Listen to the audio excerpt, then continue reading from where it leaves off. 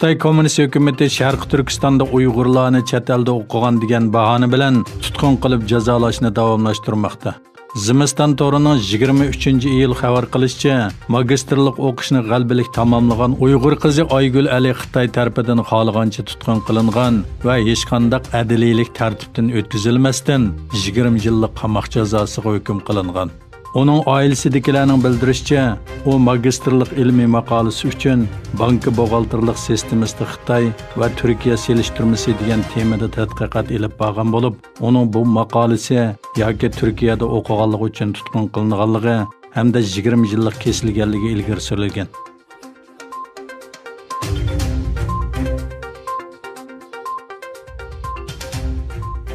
Amerika hökuməti Amerika savdo sohasini Xitoy bilan Sharqi Turkiston to'g'risida hamkorlashmaslikka chaqirdi.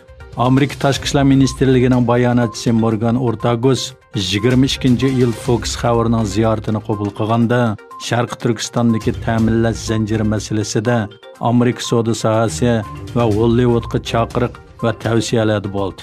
U Amerika korxonalarini Xitoydagi majburiy emgak lagerlariga chetilib qolmasligi haqida ogohlantirganligini ta'kidlab, Amerika savdo sohasi, Hollywood va Amerika xalqi bu qo'rqinchli kishilik huquq tajovuzchiligini to'nib yetishimiz lozim dedi.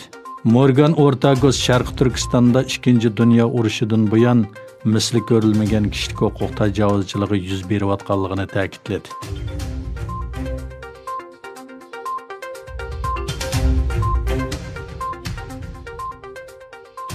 Amerikaning Xitoyga konsulxonasini taqash uchun bergan muddat to'shqandan keyin Amerika xodimlari Xitoy konsulxonasiga besib kirdi.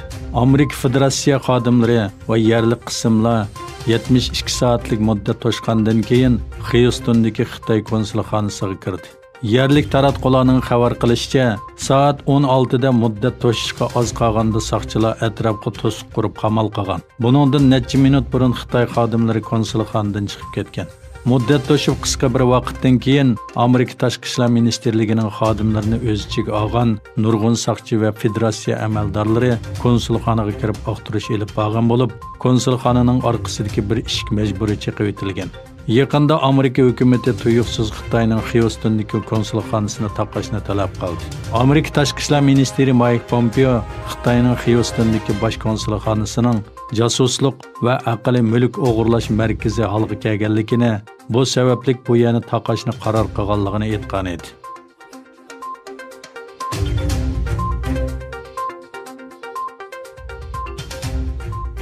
Amerika amaldorlari Singapur fuqarosi John Wey'ni Amerikada siyosiy maslahat berish faoliyatidan foydalanib, Xitoy istixboroti uchun uchur to'pladi deb aybladi. Amerika Adliya ministrligining bayonotiga qaraganda, Dixon Bio debmi ataladigan John Wey'i juma kuni federativ sud mahkamasida bergan bayonotida o'zining jinoyatini e'tirof qilgan va 2015-yildan 2019-yilgacha bo'lgan oralikda Xitoy hukumatiga qonunsiz josuslik qilganligini aytgan.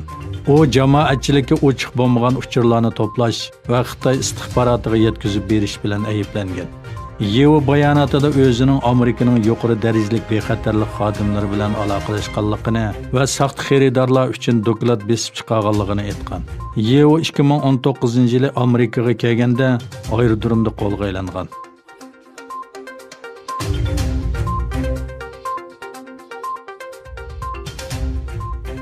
Türkiye Tashqi ishlar ministrligining bayonotchisi Hami Aksoy Gretsiyada Aya Sofiyaning masjidga o'zgartirilib ibodatga echilishiga qarshi o'tkazilgan namoyishlarga qattiq inkos qaytardi. U Gretsiyaning norozilik bildirish bahonasi bilan islom va Turkiyaga qarshi dushmanligini yana bir qatim o'tirg'a qo'yganligini aytdi va Gretsiya hukumatining va parlament a'zolarining xalqni kuchkirtganligini va shonliq bayrog'imizning Salonikda ko'ydirilishiga ruxsat qilganligini qattiq ayblaymiz dedi.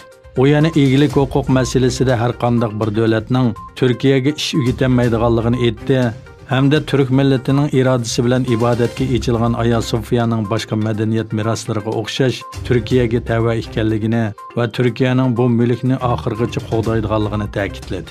86 yildan keyin masjid oldiga qaytarilgan Aya Sofiyada 24-iyul tungi juma namozi o'qildi.